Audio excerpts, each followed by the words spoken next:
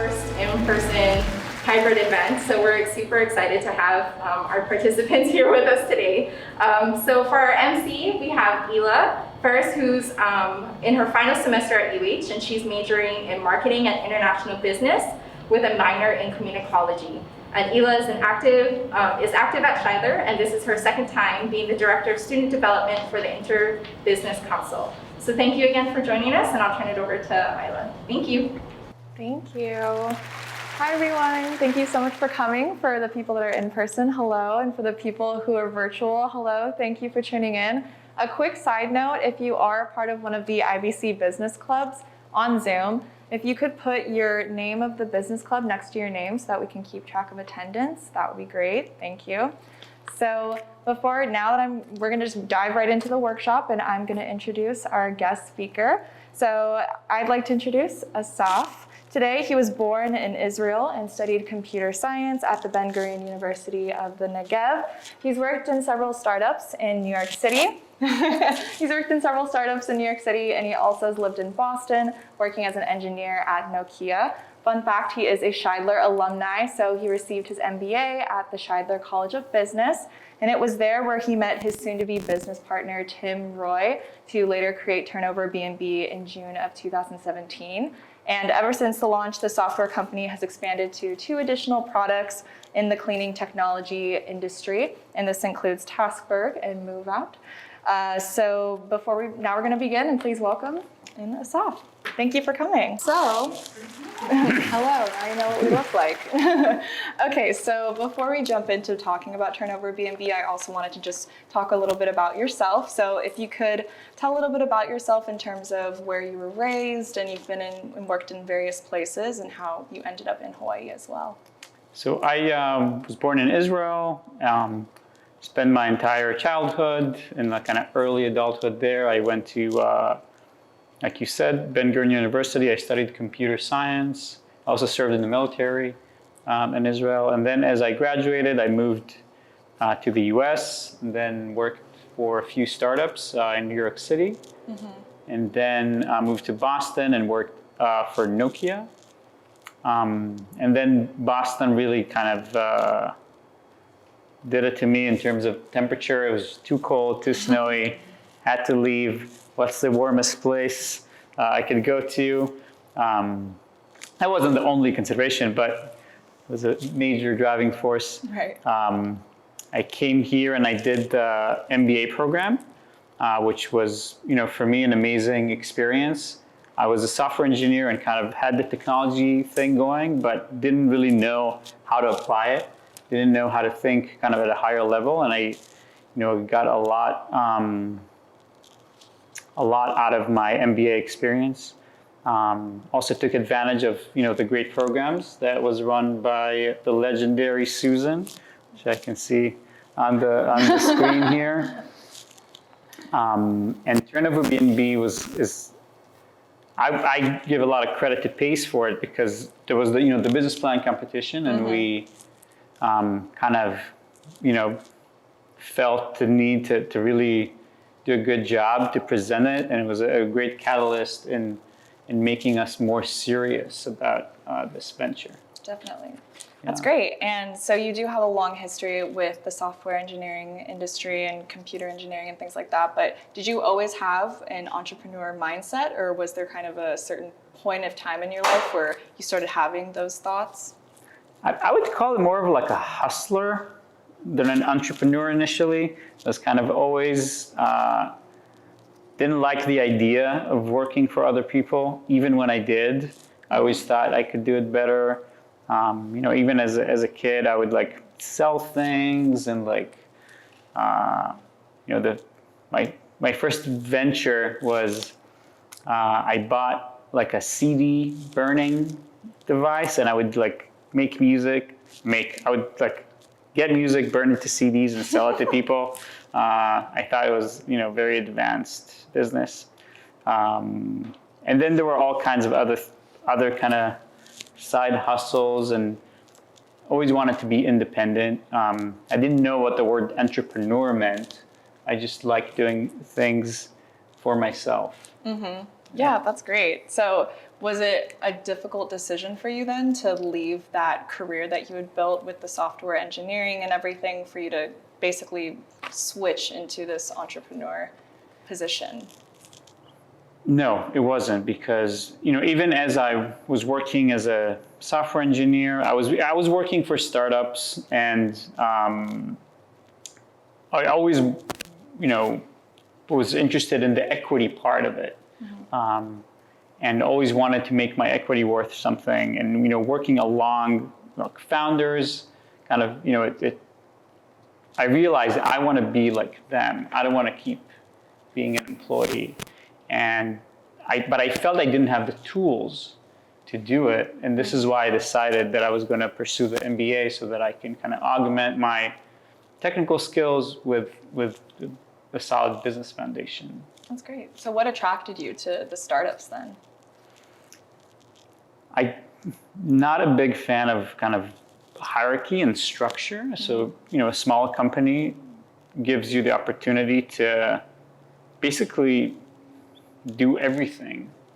And if the company is small enough, then there's enough kind of unstructured things that you can do and kind of show your talent. Definitely. Gives you a lot more freedom. Yeah. You have a lot more freedom right now, especially. That's true. Yeah. So were there any other ventures that you wanted to pursue? I heard that you had a photography business, I believe. And so if you want to go in depth about previous entrepreneur ventures and what happened, what were the lessons, the challenges that you learned from those?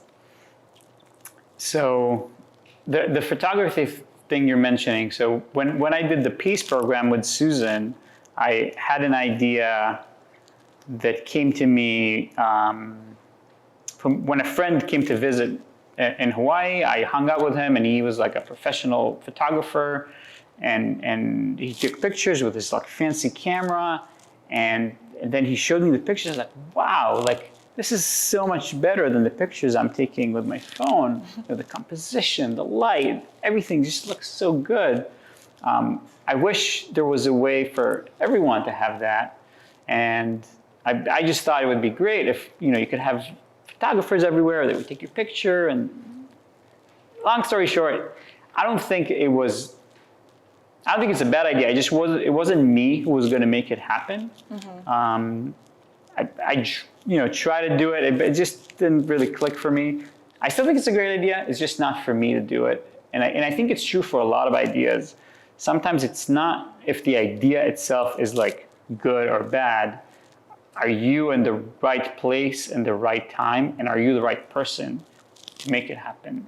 Definitely, because it may be a different person is better for a different industry or Exactly. things like that. So what is some advice do you have for anyone who, I know we have some business students, we have a wide variety of majors here on this call as well. If they're on this career path they're on right now, just as you were with your software engineering and computer engineering career path, do you have any advice to those people who have that thought to want to maybe pursue themselves as an entrepreneur? And obviously it is a difficult path for you to stray away from the structure that you have of being the computer engineer or whatever major path anyone on this call is on. So do you have any advice for people looking to pursue or thinking about it? So I think if you have an idea that you think is good, go try it out. And you'll be surprised how contagious it is. If you have faith in your idea, you'll get other people to join you. You just have to have faith and confidence.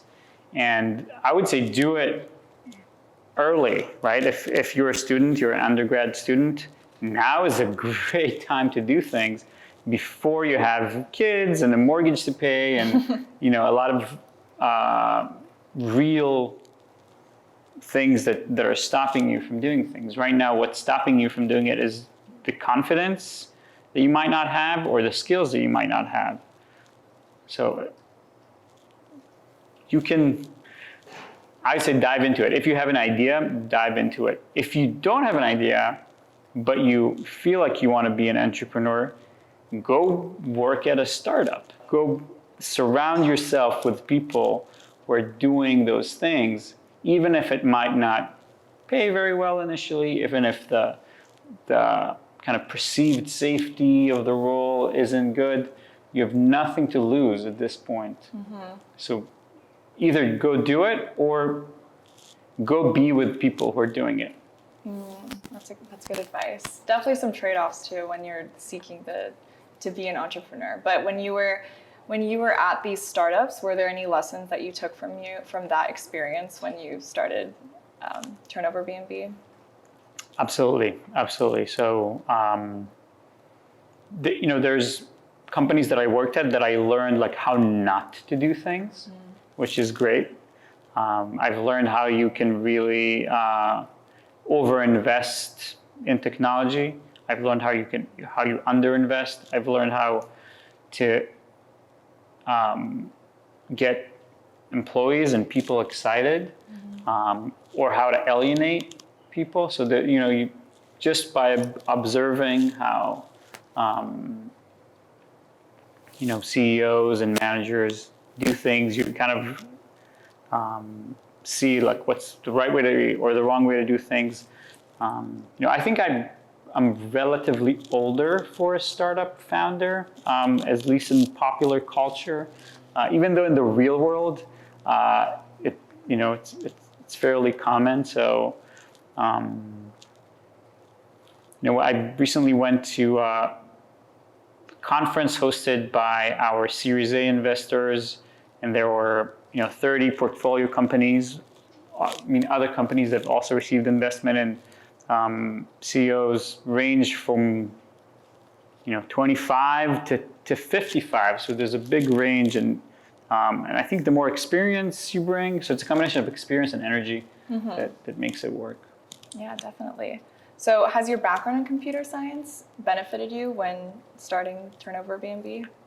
Tremendously. Yeah. Tremendously. I didn't need to get someone technical to kind of implement my vision. I could just do it myself, which allowed me to get a working version of it out with kind of the minimal expense. And that's a major shortcut. Yeah, definitely. Yeah. What do you think was something that was unexpected and difficult that you didn't realize would be a challenge when you did start TurnoverBnB? Well, it was slow. It was slow to take off. There were, we launched it in 2017, and it wasn't until later in 2018 where we booked our first revenue. I still remember it. It was something like 23 cents. And I was just shocked that someone put their credit card and trusted the product to work. And it was amazing. But it was like a year after we had started that this has happened. And it was just, it took a lot of perseverance and patience to make it happen. I think I'm very lucky to have a co-founder that was holding me accountable, because I don't know if I would have stuck to it if I was just completely alone. Yeah. So During that 1 year period of time that you're saying that was a bit slow, were you 100% dedicating like all of your time and effort to the company, or at the same time did you have a different job with your other career? What did that look like? So I was doing some side engineering project, and also, my co-founder was doing side projects, and we weren't 100% in there, but it was enough that, we were pushing each other pretty hard. So we were kind of meet in my house, like in the kitchen. We would sit in the kitchen for 3-4 hours every night, just kind of working on it together. I don't think we would have been able to do it alone. Just like how you have a study buddy, right? That you go to the library with, and you sit together, and it gives you, companionship and more than anything, accountability, and just easier to do things together. It brings the best out of both of each other. So what were some of the qualities that each of you brought that made it successful for you to work together? me and Tim, have been working together for 5 years now, and we definitely have complementing qualities. I think Tim is more measured. I'm a little bit more impulsive. He's a little bit more cautious. I'm a little less cautious. But we also, have a vision that is shared, and kind of trust in each other. That is really, really important. I know that when he says he'll do something, it's as good as done, right? And there's very few people that I can say that about.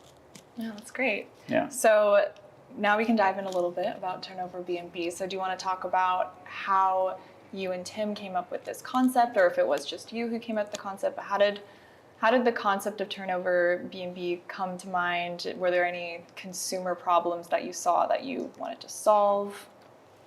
So it's an interesting origin story. So initially, we had a different idea that we worked on with Professor Bystrom with Entrepreneurial Finance.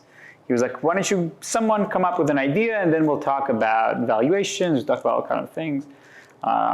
So we sat together, we thought about an idea. I don't know who came up with what, but the idea was, let's have a micro cleaning service where you get your house cleaned for like half an hour every day.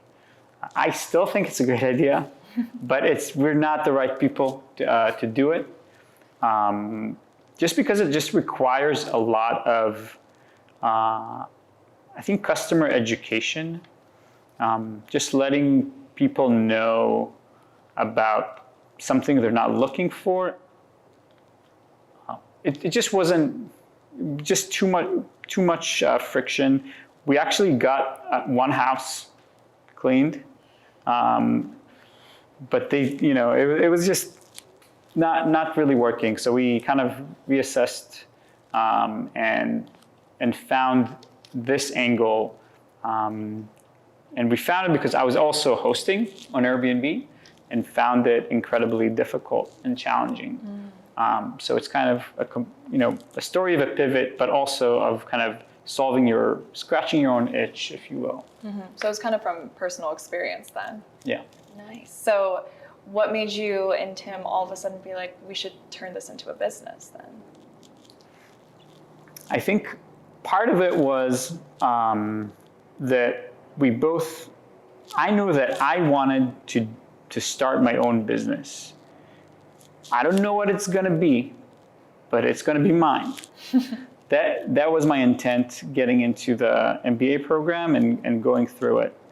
And Tim, I think, shares the same vision for himself of, I'm going to make my own destiny and start something. So we shared that, and from the very beginning of business school, we kind of found each other as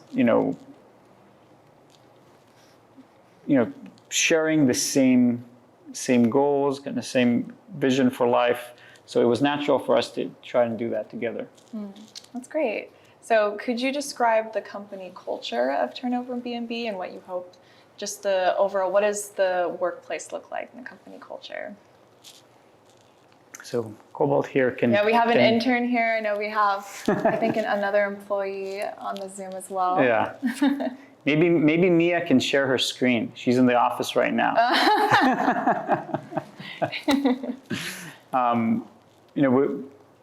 We are, sort of a distributed team in a sense, but we're in the office. So we have our Honolulu team is about 10 people, where we do our marketing and the leadership. We have our office in Miami, which is also in office, where there's the sales and account management. We have our design office in Argentina, where we do a lot of the prototyping and the graphic design and the user interface and user interactions. And then we have our development team in Brazil, and they're all working from home right now. We're in the process of getting an office in one of the locations in Brazil where they can come in. I'm a big believer in doing things in person when possible, but we're flexible when we can't.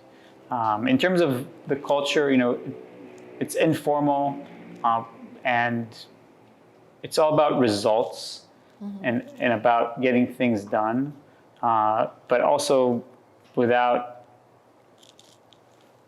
being assholes and respecting each other's efforts. You have a big sign in the office. I'll let you guys figure out what the acronym stands for, but it's like Uncle Sam waving his finger and saying, "I want you to Dwift." You can Google that. I'm not going to spell it out. That's all we're going to get. Yeah, that's all you're going to get. All you folks at home can Google it and find out for yourself. Yeah. So how did you expand your company to have multiple offices? Because you started in Hawaii, and how did you expand to Miami and internationally, and why those places? So Honolulu is because we live here. Right. I think no one would choose to come here and start an international business. We live here, and this is where it's going to be.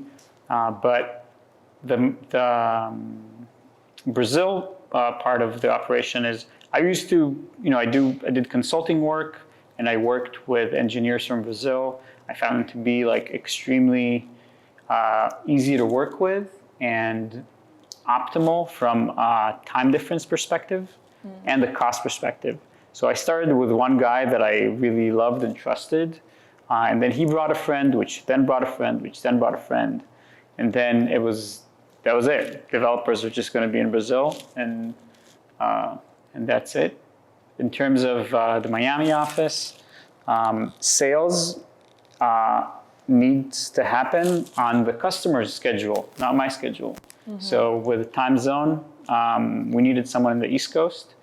We found someone who's really good, who started our kind of sales department, our VP of sales.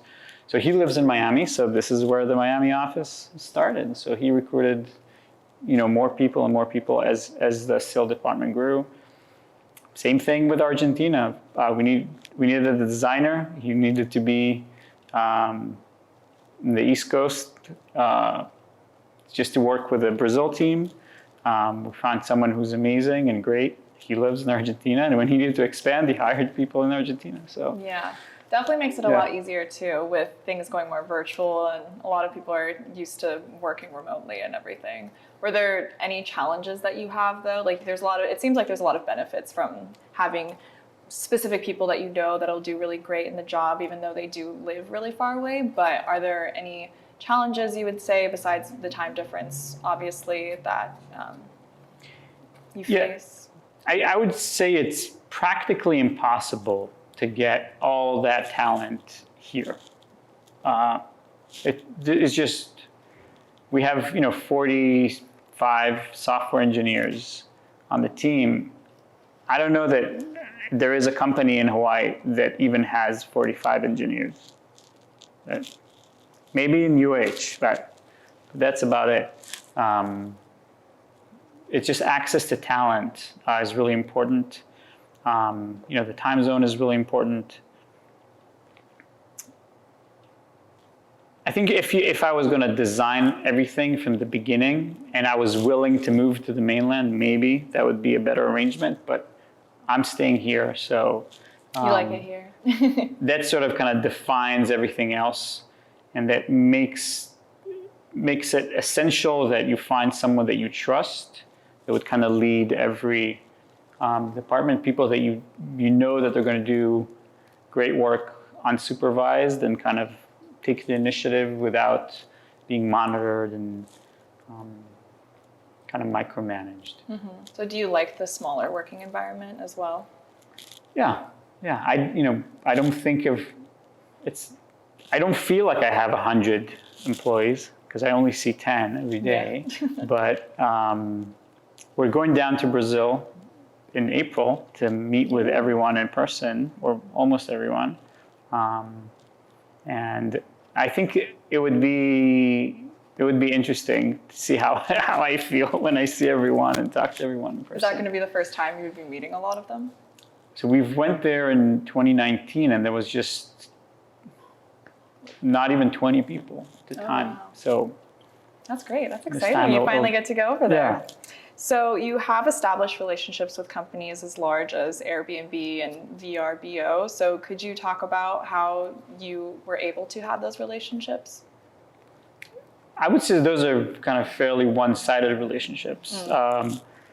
But we have relationships with other companies in the industry, and it's kind of just a matter of persistence more than anything, and trying to create relationships. So we go to a lot of trade shows, not so much to get kind of actual customer signups, but just to show our face, break bread, make connections with people in the industry.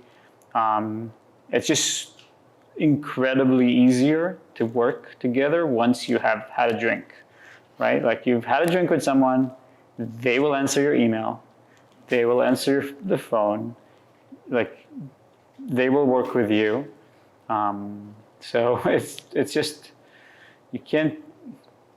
I don't think you can really form those relationships offline, and it's not as effective. So you really need to get FaceTime as much as possible. It actually works to our advantage, the whole COVID situation, because since we're not in the Bay Area, we're not in New York, then we can't have as much FaceTime as other companies can. So now we're kind of on equal footing with them. But we try to travel as if we're on the mainland.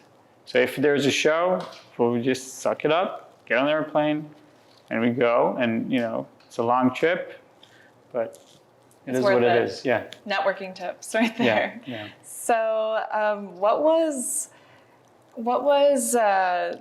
are some of the short and long-term goals of your company? That's a good question. Our goal as a company is obviously to grow, to create value for the investors, but that's initially that really all that mattered. But I think as we kind of mature, as people and as a company, we start to see the impact that we have in the world. So we have thousands of service providers on our platform that make their living through our app. And it's kind of a tremendous responsibility to know that if your app breaks, then people don't get paid and they're late on their rent or on their life, right? So we're playing with people's lives, and we have to be responsible. And it's extremely satisfying to see kind of the prosperity that you can bring to people. We have users on the system that have created very successful businesses just transacting on our platform. And I got to meet some of them in one of the trade shows, and I was like tearing up, just like, wow, like this is real. Like, we're having real impact on real people's lives. So, to me, that's really important, and that gives me a sense of purpose to know that I'm helping people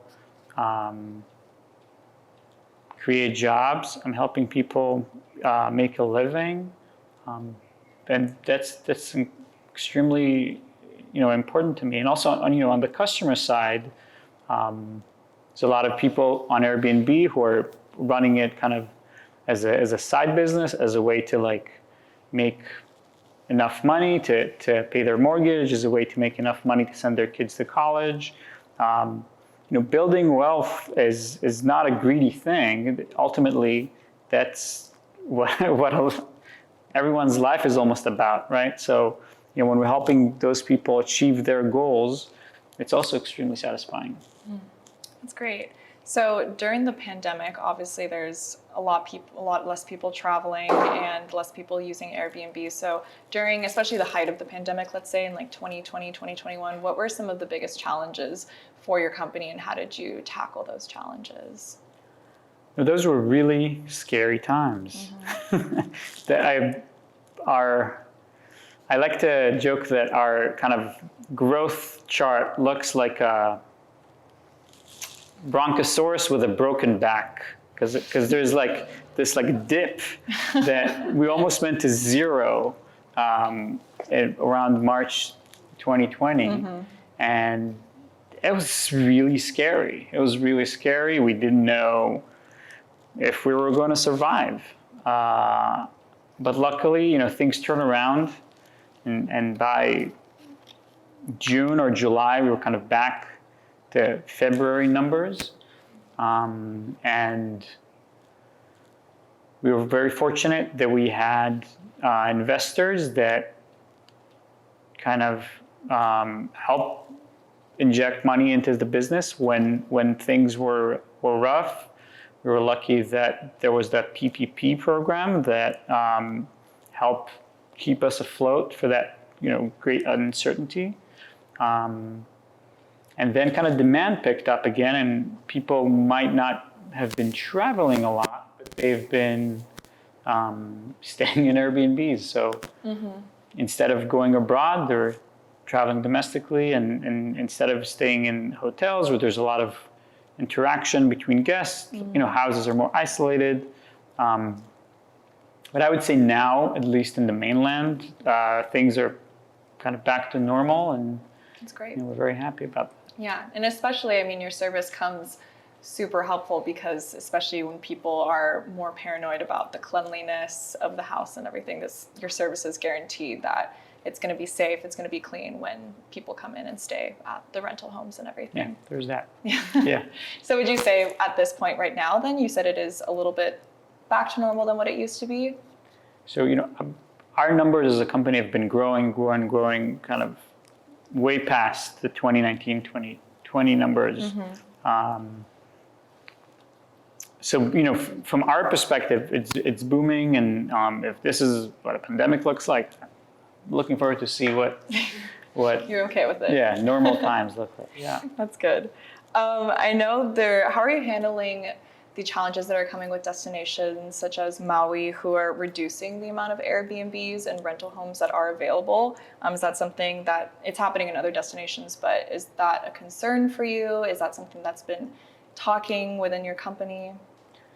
Yeah, so it's a good question. There's a lot of times I have to clarify that, that while we are headquartered here, we do very little actual cleaning and business in Hawaii. It's never been more than 1% of the volume. And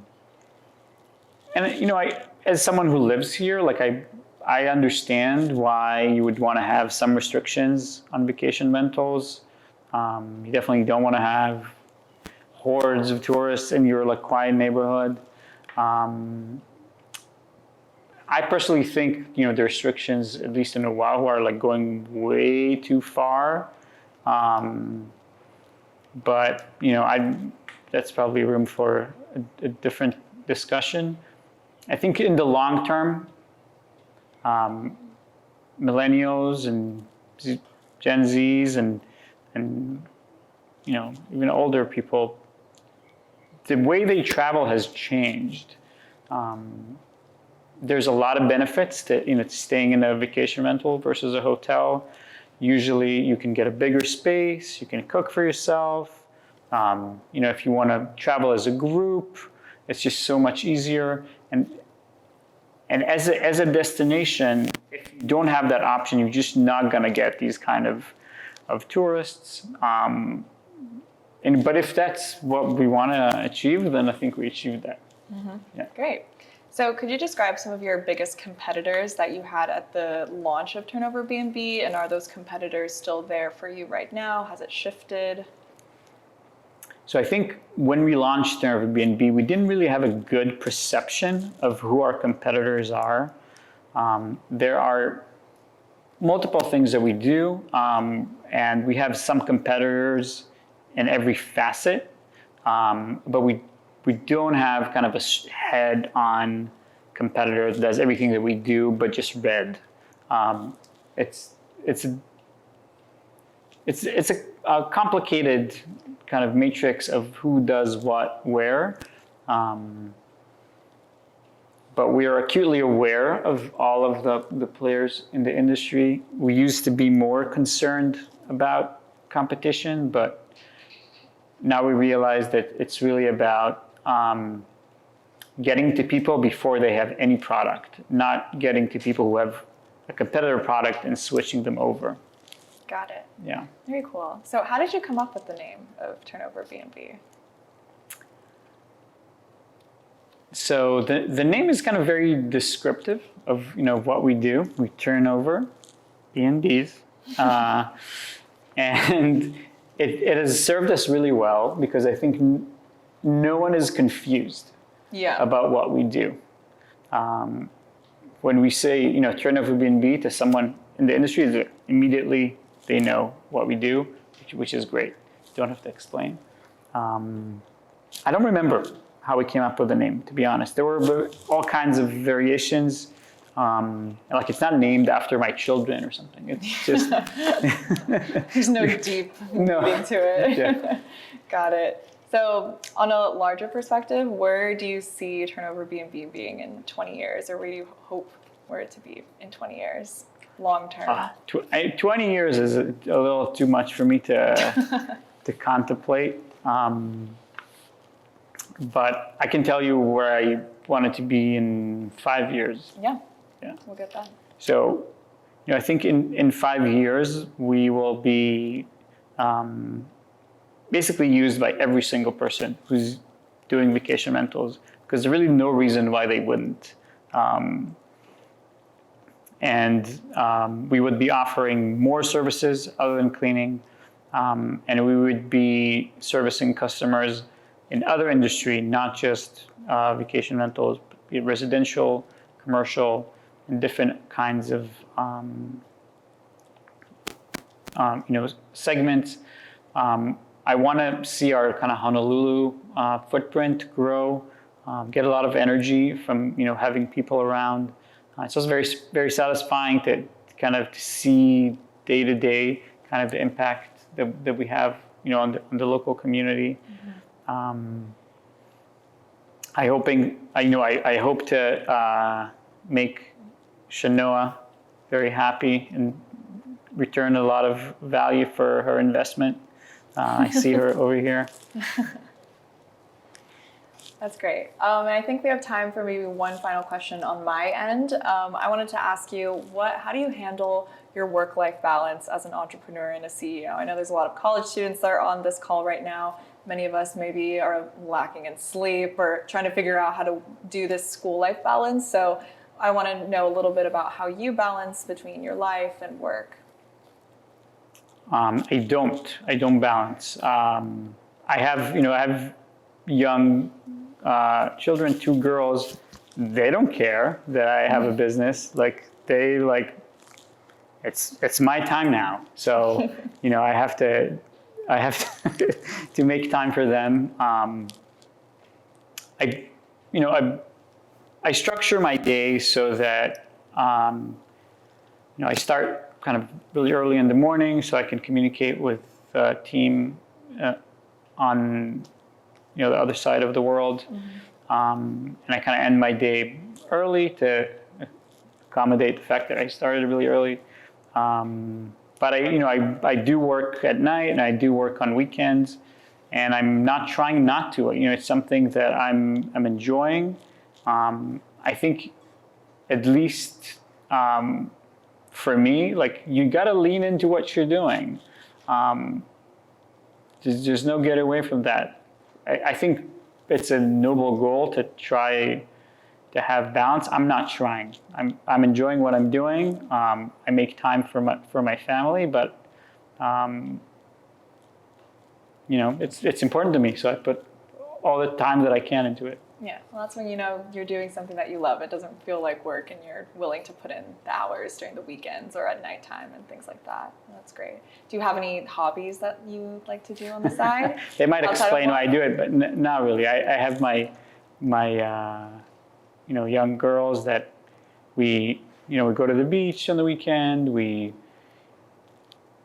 read stories. We go camping. Every now and then I'll go scuba diving, but I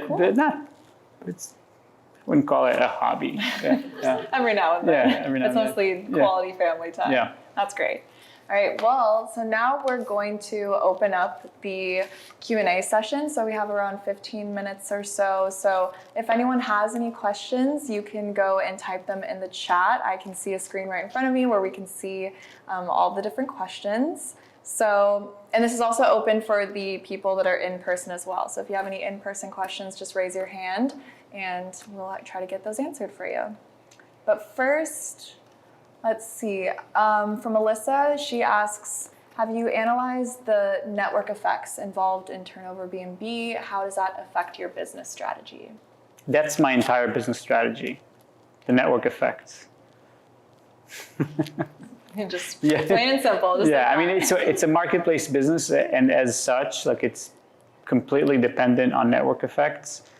We try to amplify them to the best that we can, and use the leverage that it brings. You're spot on. That's what it is, network effects. Great. We have a question from Jessica. Are your servers in the US or overseas? And have you had any difficulty sending data / information from one country to the next? They are in the US and no difficulty. No difficulty? Yeah. Nice.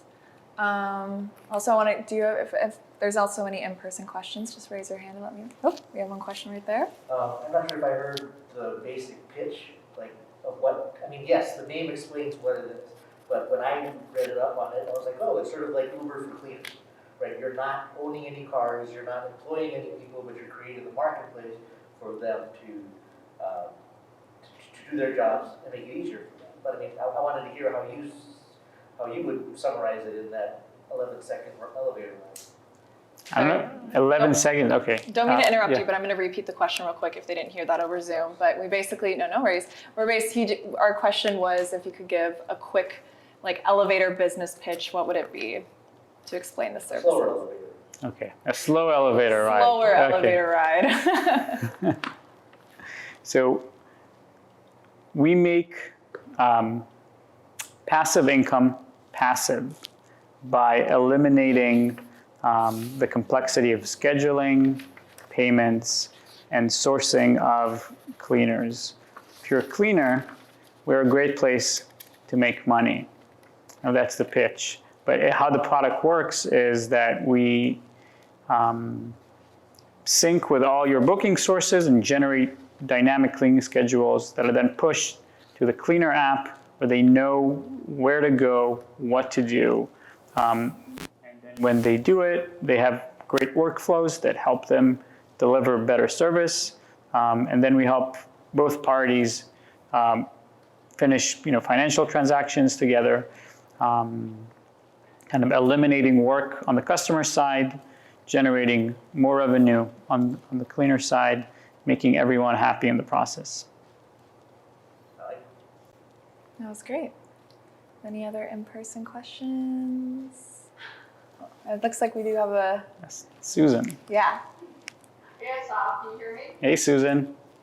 Hey, you guys. Fantastic interview and really nice job, Ina. Thank you. Assaf, all I can say is I am so stoked to see you there. I knew Assaf when I first met him when he was an MBA student at Shidler, and he came up with the idea that he talked about earlier about going to the beach and taking pictures with this very expensive camera that he went out and bought, and then tried to get people to then view him online and then pay him for the pictures. And it was a massive flop. And the thing about Assaf is he never gives up, right? And so the next time I saw Assaf, he had this idea for to do tiding work for your home that he mentioned. I didn't get it. It's like, how do you make money when you're running from place to place to place and you're spending, half an hour there or whatever? But if you're in any PACE programs, you gotta go out, you gotta validate the idea, because who knows, maybe it might work. He went, he did that. What didn't quite take off, people didn't quite get the idea, as he said. And then he switched to TurnoverBnB, and I never heard from him again. so it's Assaf. I mean, kudos to you, to everybody who's listening. You just can't give up. You have to have ideas. You have to go and check it out, see if it really works. You learn from it. You move on to the next thing. And I think Assaf is the epitome of that. And just kudos to you. I'm so excited that you have over 100 employees and you're doing so well. And I just look forward to seeing so much more success from you and Tim on Airbnb. And we're so thrilled that you're a total success now, or on your way to becoming a total success. Congratulations. Thank you, Susan. Thank you, Susan. I think I probably have a better look at the chat. Maybe we can go on topic of that. Do you want to talk about your experience with PACE and through the different programs that you've used TurnoverBnB?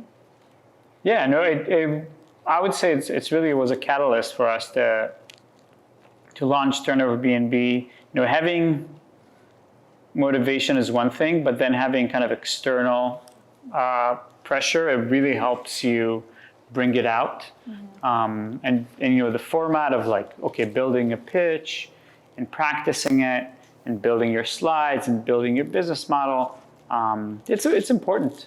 And I think we came out of the business plan competition kind of more confident in the idea, and maybe that was the thing that helped us, take the leap into it.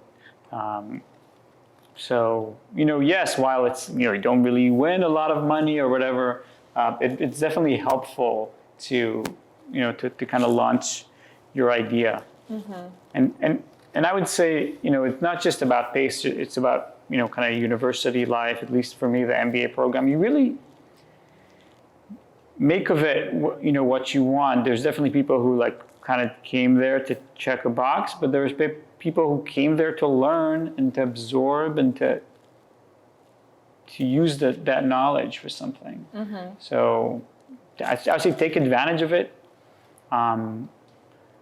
If you're not taking advantage of it, check with yourself why. Why are you here? Why do you get up in the morning?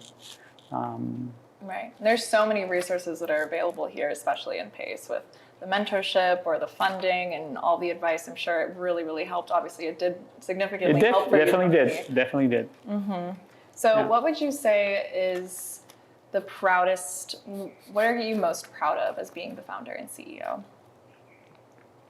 Like I mentioned earlier, initially for me it was just that we had our first employee. I was incredibly proud to have one employee, but then it kind of it was less about me and more about kind of the impact that we have in the larger world, and being able to help people achieve their goals, whether it's our service providers on our system that are making a living and bettering themselves, or our customers that are building wealth and prosperity. It gives me a lot of satisfaction and enormous pride to be able to do that. Yeah, very rewarding. Yeah. I think I saw a raised hand. Yeah, can you talk a little bit about fundraising and how you raised your seed and Series A? I would say I'm not probably the most gifted fundraiser out there. Definitely seen people do it better, faster, larger. So initially it was very difficult because we just didn't have a lot of traction. It was just our word, our energy.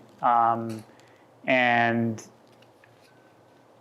our first investor was Blue Startups.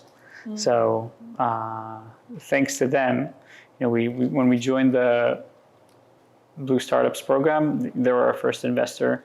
And then our second investor was a user who was just like, I'm using this tool and I just love it. Are you guys raising money? And we're like, yes, we're raising money. And there wasn't like a lot of pitching, or they're just like, they use the product. There's nothing else to talk about. They like it, and they just want to write a check. And then later on, we used our connections that we made at Blue Startup to pitch the Hawaii Angels. That was, again, very small amounts, but we were, very capital efficient, and that was enough to kind of sustain us for a while. And then our Series A investment last year, we were in a really good position, because we were breaking even, we were growing fast, we didn't necessarily need it. And in that position, it's just like people come to you and then you choose who you want to work with. So I guess the point is, raising money is hard when you need it, and easy when you don't need it.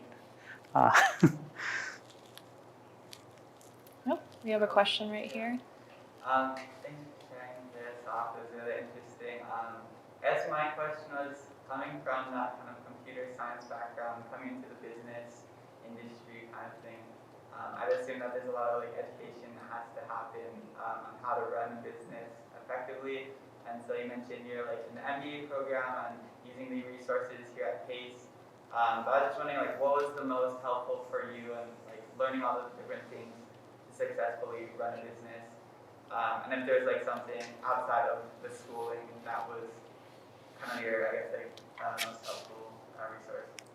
Thanks for the question. I'm going to repeat it real quick so the people at home can listen. So we had a question that basically asked, coming from a computer science engineering background, what were the things that you learned on how to run a business, whether it was in school or outside of school?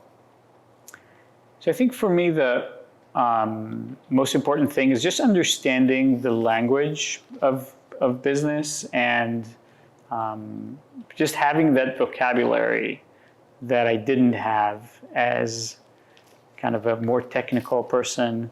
And it wasn't any specific skills that I lacked. I'm probably learning on the job. And every day is a kind of new learning experience. And hopefully I'm getting better at it. But for me, it was just kind of crossing that chasm of I don't know what these business people are talking about.